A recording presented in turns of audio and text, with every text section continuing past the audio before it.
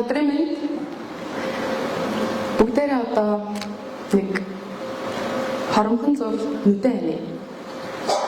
Бүгдээрээ нэг нүдэн хийнэ үстэй. За нүдэн хийнэ. Өнөөдрөөс 20 жилийн дараахаа төсөөл. Дархан уул аймаг, Дархан хот та 20 жилийн дараа ямар мэргэжилтэй, ямар ажил хийж байна? Дархан хот ямар өнгөтэй байна? Таны төсөөл ямар өнгө давмгайлж байна? Тэр өнгө нь илүү анхаарлаа хандуулаарай. Хөгжил цэцэглэл харагдаж байна уу? Эсвэл харбаран саарал өнгө төсөөлөгдөж байна уу?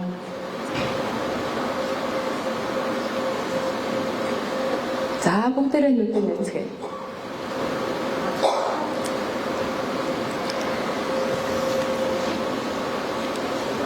Намайг их гэрэл гэдэг би Монгол улсаас чулуун дулаан захирлагч үйлдвэрлэг үндэсний үйлдвэр ингүүс захирал хийдэг.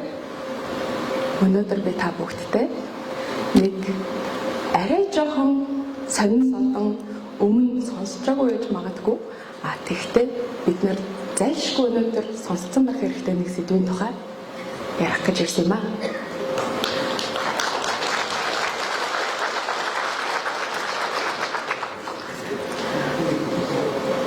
Сая та бүгд нүдэн хийнэ төсөөлөхөд ямар өнгө хамгийн тавмгай байсан бэ? Ногоон. Тийм ээ? Ямар ч хүн хэдэн ч настай бай ирээдүг төсөөлөхдөө үргэлж гэгээлхээр ногоон ирээдүг төсөөлдөг. Тэгвэл энэ ногоон ирээдүг бид яаж олж авах вэ? Энэ ирээдүг өөрийгөө болон үр хойчоо энэ сайхан эрүүл ногоон ирээдүйд хүрэхийн тулд бид нэр өнөөдөр юу хийх хэрэгтэй вэ гэдэг тухай сонсч байсан байх, бодж байсан байх, эсвэл одооноос бодож ёстой байх. Тэгвэл би энэ өнөөдөр та бүхэнд нэг боломжийн тухай ярих гэж ирсэн.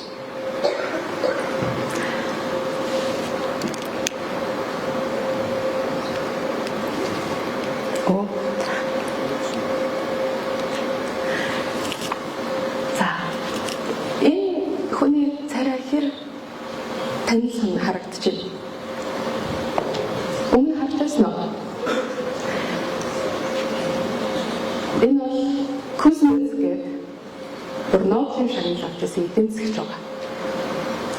Энэ Нобелийн шагналыг Америкийн засгийн газар нэрвэмжилж өгч ирсэн энэ хүн. Тэгтэл энэ хүн маань өөрөө Орос хүн байсан. Орос эдийн засагч хүн байсан. Хоёрдугаар дайны дараа Америкийн засгийн газар эдийн засаг нь ерөөсөө хөгжихгүй байна. Ард иргэд нь маш ядуу, буурай байна. Мөнгө хаяалахыг энэ ч яаж улсаа хөгжүүлэх юм бэ? Яагаад орлого ашиг нэмэгдэхгүй байна гэх их санаа зовж юу болоод байгааг ерөөсөө ойлгохгүйсэн. Яахаа мэдэхгүйсэн. Энэ Кузнецыг Нью-Йорк хотод дуудаад бид нар одоо яг яах ёстойгоо сайн мэдэхгүй байна. Тэгэхэд хашир нэг аюул сонирхолтой тайланд бичиж өгч байсан. Өнөөдрийг хүртэл бүх улс орны засгийн газар энэхүү тайлан ашигласаар байдаг. Яг ямар тайлан дотоодын нийт бүтээгдэхүүн гэж та нар сонсч байсан уу? Тэ? Хүн болгон улс болгоны дотоодны нийт бүтээгдэхүүнээр нь ангилдаг. За дотоодны нийт бүтээгдэхүүнийг өвөг эцэг буюу үүсгэн байгуулагч нь энэ Кузнец гэж хүн байдаг. Орос хүн байсан. Америкийн 2-р дайны дараа эдийн засгийг нь хөгжүүлэх гэж хэрхэн яаж улс их орн руу нараад байгаа мөнгөний зөвөр тооцоолоод эргүүлээд засгийн газарт нь үр дүнгийн тооцож болох тухай ийм маш баримттай, маш их дата судалгаатай тайлан бичиж өгсөн. Үүнийхээ хүрээнд Нобелийн шагнал сүүлд 60 он хүртэж байдаг. Тэгээд сүүлд Белорусын иргэн болж ирсэн. Ийм хүн байт юм байна. Тэгвэл тэр үед хэмжижсэн шалгуурууд өнөөдөр 21-р зуунд хүчин төгөлдөр хэвээрээ одоо хүртэл улс орныг хэрэглэдэг гэхээр та юу гэж бодож байна? Тодорхой хэмжээнд энэ жоохон өрөөсгөл магадгүй шинжлэх цагч болсон ч юм билүү? Шинээр төсөөлөх ёстой юм болов тийм ээ? Тэгвэл яг үнэ. Дотоодын нэг бүтээгдэхүүнээ улс орнууд хэмжээд эдийн засгийн хөгжиж ийм гээд одоо сүүлдээ бүтэн 100-ыг өнгөрөөсөн боловч дэлхийдээр ядууруулж буураагүй, дайн дажин намдаагүй, эдийн засгийн, эд баялагын эрхлэгч байдал хаанч үүсээгүй. Харин тэсвэргээрээ баян чимээлхэн улам баяжиж, ядуу бууран улам ядуурж энэ том ан сав үүссэн байна. Тэгэхээр Нью-Йорк хотод 2000 оны ихээр дэлхийн толгойлагч нар, мундаг эдийн засагч нар цуглаад нэг шинэ үзүүлэлтийн тухай ярьж эхэлсэн. Энийг та бас сонсч байсан байх. Тэр үзүүлэлт нь тогтвортой хөгжил. Sustainable Development Goals. Нэгдсэн улсны байгууллагыг гаргаж өгсөн. Улс их орноо хөгжүүлэхийн тулд 17 үзэл баримтлалаар бид нар шалгагдах ёстой байна гэдэг ингээ гаргаад ирсэн.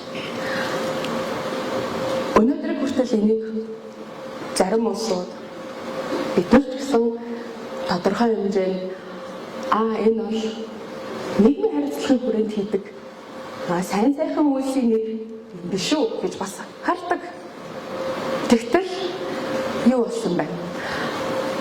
Өнөөдөр энэ нэгдсэн улсын байгууллагаас гаргаж ирсэн 17 үзэл баримтлалын хүрээнд улс их орныхоо хөгжлийг бодлогондоо оруулж, дата судалгааг ин зөвлөж, хөгжлийн хамгийн гол түлхүүр баримтууд болгож чиглүүлж ажиллах юм бол зөвхөн эдийн засгийн хөгжил дээр тулгуурласан шийдвэр, тогтоол, төсвүүд арахгүй байна гэдгийг ойлгож эхэлсэн. Ингээд хүний хөгжлийн индекс буюу нийгмийн хөгжлийн индексийн тухай ярьж эхэлсэн. Нийгмийн хөгжлийн индексийн тухай яриад яг үнэнд хэлэхэд 8 жил болсон байгаа. Дэлхийдээ бол. Монголд яг тийм ч бас төдийлөн яригддаггүй. Нэгдсэн улсын байгууллага болон Дэлхийн банк хаяа нэг статистик судалгаа гаргаж жил болгон хийдэг ч гэсэн энэ манай яг үнэндээ бид нар дээр газар дээр ирж яаж наалдаад байгаа гэдэг нь жоохон тодорхойгүй байдаг. Дотоодын нэг бүтээгдэхүүн маш их сайжраад улам их болоод байсан ч гэсэн нийгмийн өөрөө ерөөсөө аз жаргалын түвшин нэмэгдэж өгөхгүй, хүн хөгжиж өгөхгүй, боловсролын системийг сайжруулахгүй. Тэгээд ингээд байсан чинь яс байгаль экологи нь улам доройтж эхэлсэн. Тэгэхээр дэлхийдээ 3 төрлийн үн цэн гэж байдаг гэж үздэг юм байна. 3 үн цэнтэй. Энэ 3 дотор л бид нар бүгд шийдвэр гаргаж амьдардаг. Энэ нь аж үйлдвэрлэлийн капитал, байгуулагчны капитал, хүний капитал. Тэгвэл энэ дотоодын нэг бүтээгдэхүүн чинь дандаа аж үйлдвэрлэлийн капитал буюу production capital-ыг л үнэлдэг байсан байна гэдгийг сүүлд нь ойлгож эхэлсэн. Ингээд нийгмийн хөгжлийн индексээр тогтвортой хөгжлийн үзэл баримтлалуудыг барьж ажиллах юм бол хүн дээрээ тулгуурласан байгаль орчныхоо эрх ашигын төлөө аж үйлдвэрлэл явуулах ёстой юм байна гэдэг ийм интеграцлсан нэгцэн удирдлагын ойлголт улс болгон баг багаар хэрэгжүүлж эхэлсэн байна. Тэгвэл Монгол улс хаана явна? Бид нар өнөөдөр энийг өмнө сонсч байсан уу? Төр засгийнхаа эрх баригч нар энэ тухай ярьсан уу?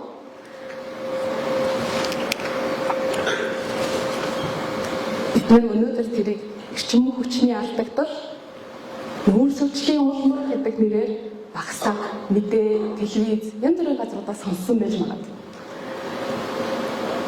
Энэ өөрөө байгаль экологийн тэнцвэртэй байдлыг хангах шаардлагатай. Өнөөдрийн бидний хэрэгцээ, шаардлаганаас үүссэн хэрэглээ ирээдүйн хойч үеийн амьдрал ямарваа нэгэн байдлаар сөрөг нөлөө үзүүлэх ёсгүй гэсэн ийм тогтолцоон дээр бид нар ямар ч байсан тогтсон.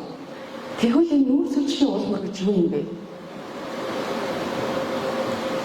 Та өглөө босоод гэрээсээ гараад кофе чанж уугаад ажил дээрээ очиод ажиллаа хийж байгаа буцаа гэртээ ирээд унтах хүртэл үүсгдэг, хэрэгэлдэг бүх хүчин зүйлүүд нүүр сүнсний уулмөр үлдээж байгаа, үүсгэж байгаа. Машин бариад гарах, кофе чанах, тог ашиглах, эрчим хүч, дулаан, тог цахилгаан гэдэг энэ болгон ерөөсөө байнга нүүр сүнсний уулмөр үлдээд юм байна. Тэгвэл энэ нүүр сүнсний уулмөр бууруулах шаардлагатай гэдэг тухай зөндөө сонсч байсан байх тийм үү? Өнөөдөр дэлхийн дулаар хэдэн градус? 2.5 градусаар хэтэрчих юм бол за дэлхийн нийт хүрэх нэ, үр хойч минь амьдрах ихтэй хийгөө болох нэ гэж бидний айлгаж сүрдүүлж байгаа. За бид нар бол яг хөө Монгол улс 3 сая хүн амтай ийм том нутаг дэвсгэртэй яавал гэж гайгүй. Тэгтэл олон улсын том эрх баригч нар Европын холбооныхон энэ дээр шийдвэрлэж арай өөр шийдвэрүүд гаргасан байна. Энэний тухай гол ярилцах санаатайгаа. За энэ тоог нэг тогтоогод авчаарай. Дархан уул аймгийн 231.7 мянган га талбай хөдөө аж ахуйн газар гэж үздэг. Буюу нийт талбайд 70.7% хөдөө аж ахуйд ашиглах боломжтой юм байна. Энэ тог битэн мартаарай. Энэ бол маш чухал тоо. Ингээд үүнээс цаашлаад нүүр сүнсийн уул мөрийг бууруулсан хүмүүст олон улсын хэмжээнд иргэд болон институцууд, байгууллагууд, үйлдвэрлэлүүд та хинж байж болно, аль салбарх байж болно. Тэгвэл нүүр сүнсийн уул мөрийг бууруулснараа та үүнийгээ үнэлүүлээд олон улсын зах зээл дээр сайн дураараа зарах боломжтой гэдэг тухай сонсч байсан уу? Өнөөдөр Монгол улсад энэ жоохон шинэлэг сонсогдож байгаа боловч Германы хөгжлийн агентлаг болон маш олон нийгэмлэгүүд, гадаадын тусламжийн санхүүжилтийн хүрээнд энийг Монгол эдийн засгийн хүрээнд нь хөгжүүлэхэд бүр эхэлсэн явж байгаа. Мөн дуудлаггүй 2, 3, магадгүй 4 жилийн дотор энэ зах зээл аль хэдийнэ хэрэглээнд орсон байхыг үгүйсэхгүй. Энийг бид нар бэлтгэгдэж байгаа. Тэгвэл 10 жилийн өмнөөс Америк, Европ, маш олон улс орнууд энийг аль хэзээний арилжаанд эхлүүлсэн байна. Юу гэж хэлэх гээд байна гэхээр энэ бол өөрөө цоо шин ногоон валют юм. Манай эдийн засгийн уламжлалт арга зүй бол байгалийн баялагийг хэрэглээд зардаг. Байгалийн баялагийг хэрэглээд зархаар байгаль маань өөрөө үн цэнгүй болж үлдчихэдэг. Байгалыг яаж үн цэнтэй болгох вэ гэхээр аж үйлдвэрлэлийн нөхөн сайжруулах ийм менежмент гэдэг. Энийг хэрэгжүүлснээрээ бид нар яаж нүүр сүнсийн уул мөрийг олон улсад зарах боломжтой вэ гэдэг тухай дараагийн жилүүдэд, саруудад ер нь хэмжээ мэдээлэл айгүй их гарч ирэх байна. Тэм учраас та бүгдээс төрүүлээд энэ тухай нэг сонсцсон байх хэрэгтэй гэж бодсон. Энэ дээрээс харах юм бол 2016 оноос хойш 21 он хүртэл carbon market, нүүр сүнсийн маркет бүр зах зээл үүсгэсэн. Жилийн дундаж өсөлт олон улсад 30 гаруй хувь байдаг. Жилийн дундаж өсөлт 30 гаруй хувьтай ямар ч зах зээл өнөөдөр дэлхийд байхгүй. Coca-Cola ч вэ нүү, Tesla ч вэ нүү, Toyota ч вэ нүү. Бидний эдийн засгийн үйл ажиллагааны хөгжил өсөлт бол жилд 5%-аас дээш гарна гэж байхгүй. Тэгвэл жилийн дундаж өсөлт 30%-тай явж байгаа зах зээл рүү одоо өнөөдөр бид нар орхон зүг үү? Тийм ээ, энэ бол бүрэн боломжтой. Маш олон салбаруудаар орж болдог. Үүний тухай ярих гэвэл данж өнөөдрийн цаг барагдахгүй. Тэгвэл ямар ч гэсэн энэний зах зугаас нэг сонсоод авчээ. Энэний тухай яагаад бид өнөөдөр би ярьж байгаа вэ гэхээр манайх эрчим хүчний хэмжээтэй дулаалгын зах зээлд ажилладаг салбарын хувьд энэ дээр төсөл хөтөлбөрүүд хэрэгжүүлээд эхэлсэн явж байгаа. Ийм учраас Дархан Уул аймгийн Дархан хотын залуучуудыг бас энд оролцоосай гэж хүсэж байгаа. За манай глобал дэлхийн зураг байна. Дэлхийн зургийг харахад энэ аль аль улсууд энийг хэрэгжүүлээд эхэлсэн, хэрэгжүүлэх явцсан нь явагдаж байгаа.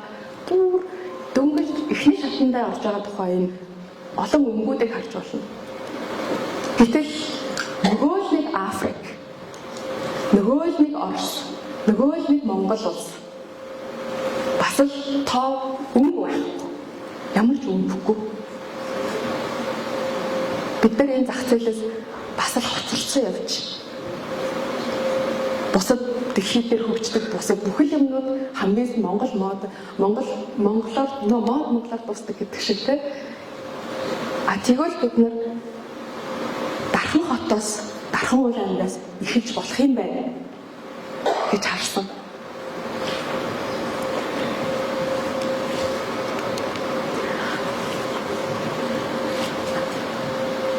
Яагаад бид нэр энэ үс хүчлийн явуулмыг маш ач холбогдол өгöd байна гэхээр өнөөдөр агаарт дэлхий дээр 800 тэрбум нүрс хүчлийн 800 тэрбум тонн үүссэн байгаа. Энийг бид нар 2050 он гэхэд бууруулсан байх ёстой. Энэ бол маш том ач холбогдолтой тоо. Тэгвэл хөрсөн дор газар 1800 тонн 1800 тэрбум тонн нүрс хүчлийн ялгарсан явж байгаа юм байна. Эдгээр нийтийн мөнгөөр ярих юм бол агаарт 11.2 их $80 хэмнэх бууруулах потенциал байна. Хөрсөн 23 их $80 бууруулах зах зээл юм. 2050 оны дотор бууруулсан хэмж вэ? Аль ч улс орных вэ? Дэлхийн топ эдийн засаг топ улс төрчид бид нар төлбөр төлөхөд бэлэн байна. 2050 он гэхэд жилд хамгийн бага 10 тэрбум тонн нүрс хүчнийг хамтдаа бүх улс орнууд нийлээд бууруулсан байхгүй бол дэлхийд чинь сүрхнэ гэдэг одоо өдөр болгон мэдээгээр яг үүндээ гарч. Энэ Дархан Уул аймгийн Дархан хот залуучуудыг нэгдээсэй гэж би хүсэж байгаа. Яагаад гэвэл бид нар Дарханы ногоон карбон капитал буюу дэлхийн ногоон карбон инкубатор болгож хөгжүүлэх бүрэн потенциалтай юм байна. 100 гаруй мянган